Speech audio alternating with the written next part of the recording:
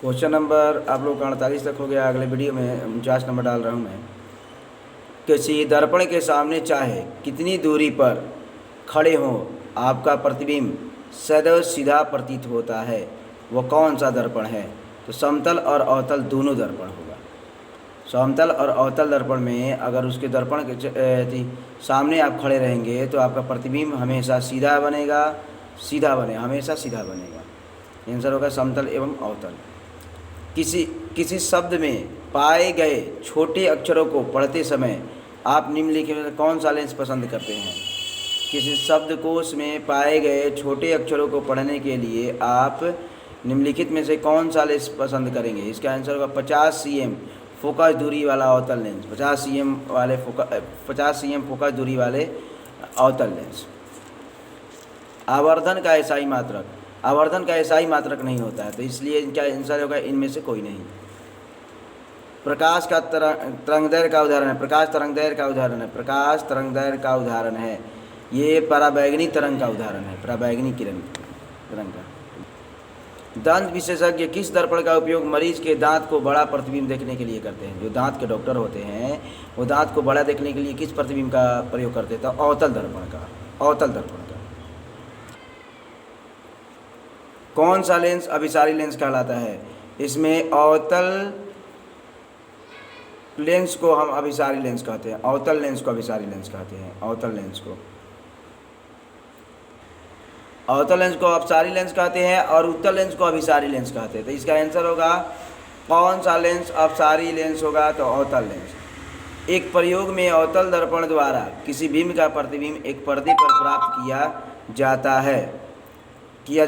दर्पण की फोकस दूरी को निर्धारित करने के लिए प्रयोगशाला के सामने ज़रूरत है। एक प्रयोग में अवतल दर्पण द्वारा किसी बिंब का प्रतिबिंब एक पर्दे पर प्राप्त किया जाता है। दर्पण की फोकस दूरी को निर्धारित करने के लिए प्रयोगशाला में मापने के लिए ज़रूरी है। इसका आंसर होगा दर्पण तथा पर्दा के बीच की दूरी और दर्पण तथा बिंब के बीच की दूरी दोनों होगा। गोलीय दर्पण के परावर्तक पृष्ठ का वृत्ताकार सीमा रेखा का व्यास कहलाता है। गोलीय दर्पण के परावर्तक पृष्ठ के वृत्ताकार सीमा रेखा का व्यास कहलाता है। आंसर होगा गोलीय दर्पण का द्वारा कहलाता है। निम्नलिखित में से कौन उत्तल दर्पण की फोकस दूरी जिसकी वक्रता त्रिज्या 32 cm है? तो इसका आंसर हो जाएगा, देखिए वक्रता त्रिज्या F बराबर हमारा होता है R/2, यानी फोकस दूरी बराबर वक्रता त्रिज्या बटा में 2।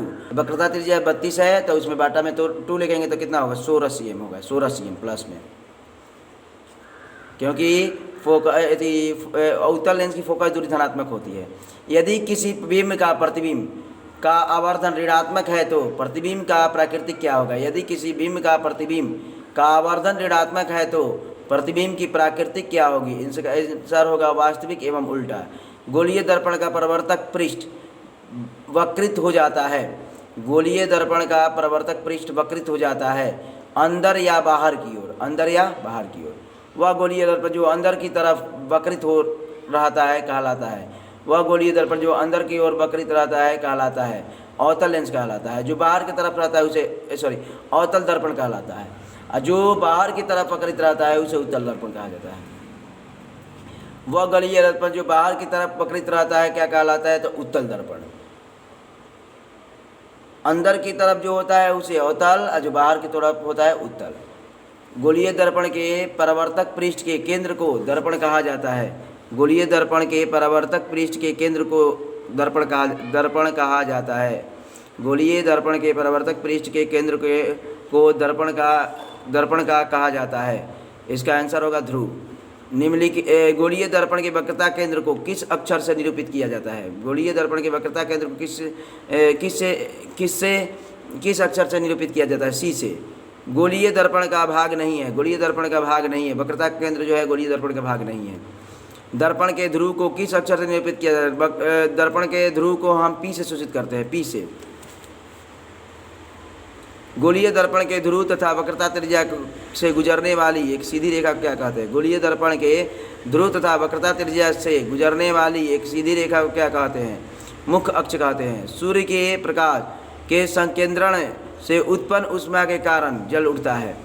सूर्य के प्रकाश के संकेंद्रण उत्पन्न ऊष्मा के कारण जल उठता है। कागज। गोलीय दर्पण के परावर्तक पृष्ठ की वृत्ताकार सीमा रेखा का व्यास दर्पण कहलाता है। गोलीय दर्पण के परावर्तक पृष्ठ की वृत्ताकार सीमा रेखा का व्यास दर्पण कहलाता है। इसका आंसर होगा द्वारक।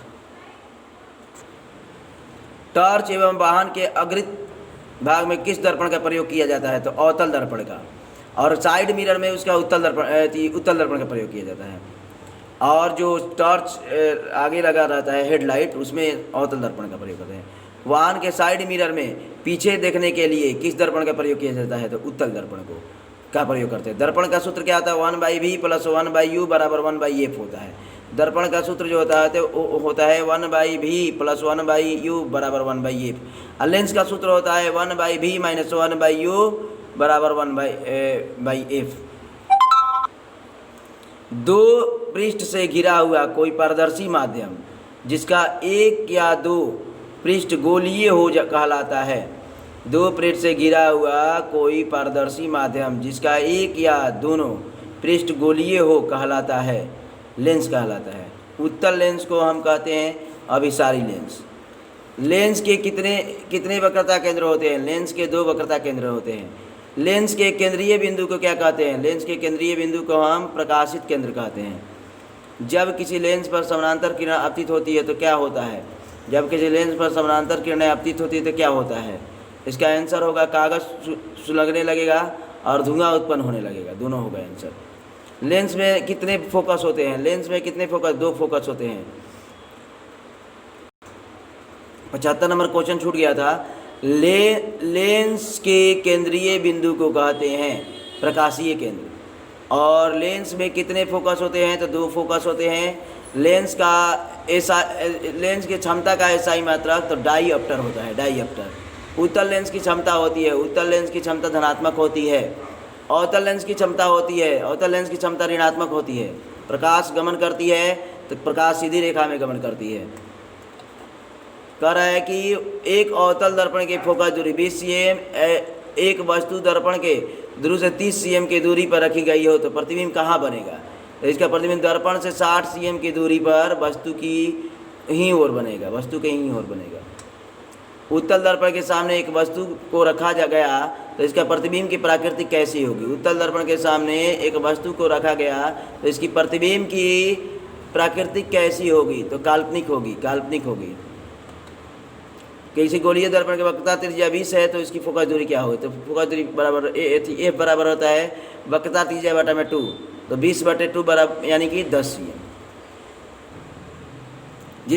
जिस वस्तु से प्रकाश निकलती है उसे कहा जाता है, जिस वस्तु से प्रकाश निकलती है उसे प्रकाश स्रोत कहा जाता है।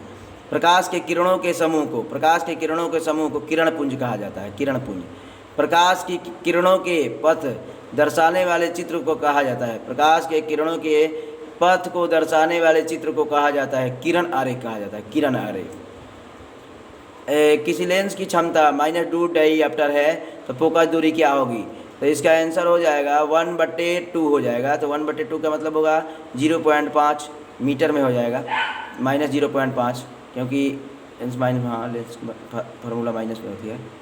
निम्नलिखित में से किसका आवर्धन सबसे अधिक है? निम्नलिखित में किसका आवर्धन सबसे अधिक है? हीरे का आवर्धन। निम्नलिखित किस लेंस का अभिसारी लेंस कहा जाता है? किस लेंस को अभिसारी लेंस? उत्तल लेंस को कहा जाता है, उत्तल लेंस को। दर्पण के सामने किसी भी दूरी पर स्थित वस्तु का प्रतिबिंब सीधा प्रतीत होता है, वह दर्पण कहलाता है। दर्पण के सामने किसी भी दूरी पर स्थित वस्तु का प्रतिबिंब सीधा प्रतीत होता है, वह कहलाता है, वो कौन दर्पण कहलाता है? केवल समतल दर्पण कहलाता है। निम्नलिखित में से किस माध्यम में प्रकाश की चाल सबसे अधिक होती है? किस माध्यम में से प्रकाश की चाल सबसे अधिक? निर्वात में होती है, निर्वात में। नई कार्तिक चिन्ह परपाटी के अनुसार दर्पण के सामने रखे गए बीम की बीम दूरी ली जाती है। नई कार्तीय चिन्ह परपाटी के अनुसार दर्पण के सामने रखे गए बीम की बीम दूरी ली जाती है, ऋणात्मक ली जाती है। निम्नलिखित में से किस लेंस की फोकस दूरी धनात्मक होती है? निम्नलिखित में किस लेंस की फोकस दूरी धनात्मक? उत्तल लेंस की। किस लेंस का उपयोग दीर्घ दृष्टि दोष में किया जाता है? किस लेंस का उपयोग दीर्घ दृष्टि दोष में किया जाता है? इसका आंसर होगा उत्तल लेंस का उपयोग।